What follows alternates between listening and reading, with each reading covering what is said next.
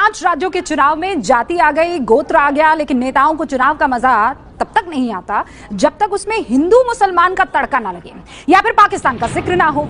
तेलंगाना में बीजेपी के स्टार प्रचारक योगी आदित्यनाथ और ओवैसी ब्रदर्स के बीच अब ऐसी जंग छिड़ी है जिसमें ये सारे के सारे मुद्दे आ गए हैं पूरे पैकेज फॉर्म में। सबसे पहले इस खबर की 5 हेडलाइंस आपको मैं बताना चाहती हूं। योगी को ओवैसी ने जवाब दिया, बोले हिंदुस्तान उनके बाप का मुल्क है जहां से कोई उन्हें निकाल नहीं सकता है। असदुद्दीन ओवैसी ने योगी के इतिहास ज्ञान पर तंज किया और कहा कि हैदराबाद का निजाम कभी हिंदुस्तान से भागा नहीं था। हैदराबाद का निजाम कभी हिंदुस्तान से नहीं भागा था, यह असद ओवैसी ने कहा। असदुद्दीन के जो छोटे भाई है अकबरुद्दीन, वो कह रहे हैं योगी जैसे 56 आए और 56 चले भी गए हैं।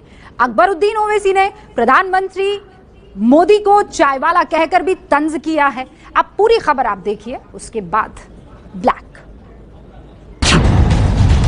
तेलंगाना में भारतीय जनता पार्टी की सरकार बनती है तो मित्रों, मैं आपसे कह सकता हूं ओबीसी को यहां से वैसे ही भागना पड़ेगा जैसे हैदराबाद से निजाम को भागने के लिए मजबूर होना पड़ा था। योगी के इस बयान का जवाब बड़े और छोटे भाई ने मिलकर दिया।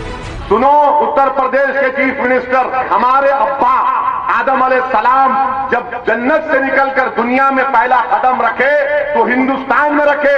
ये हिंदुस्तान मेरे बाप का मुल्क है, कोई नहीं निकाल सकता मुझे। हिंदुस्तान मेरे अब्बा का मुल्क है, हिंदुस्तान मेरे डैडी का मुल्क है, हिंदुस्तान मेरे पप्पा का मुल्क है, हिंदुस्तान मेरे पिताजी का मुल्क है। जब पिताजी का मुल्क है तो बेटा कहां निकलेगा? जो पप्पा को नहीं मानेंगे वो भी खत्म हो जाएंगे इंशाअल्लाह ताला। कह रहा है निजाम की तरह ओवैसी को भगाऊंगा। अरे तू क्या, तेरी हैसियत क्या, तेरी दिशा क्या? तेरे जैसे 56 आए चले गए।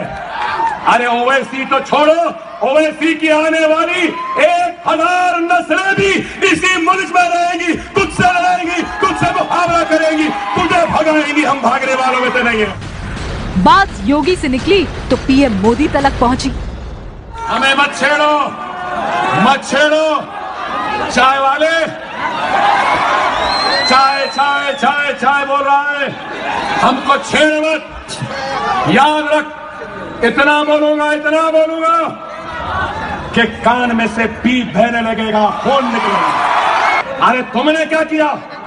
बात करे कि चाय चाय चाय चाय, चाय की केतली, चाय का पानी, चाय की पत्ती, चाय का चूल्हा, चाय चाय चाय। ये वजीर आजम है या क्या है?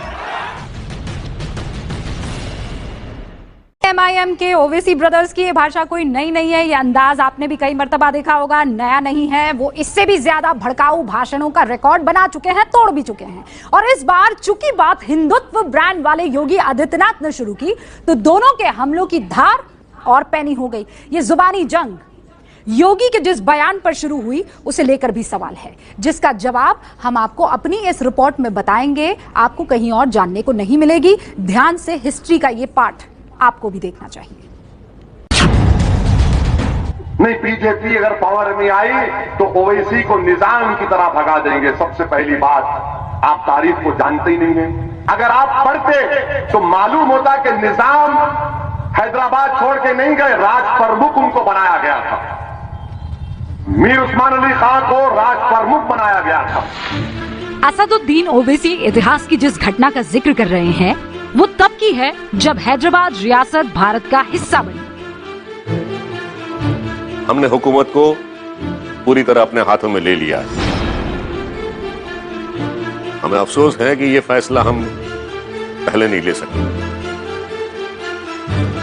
हमने अपनी फौज को जंग रोकने का हुक्म दे दिया है और हम इंस्ट्रूमेंट ऑफ एक्सेशन पे दस्तखत करने के लिए भी तैयार है।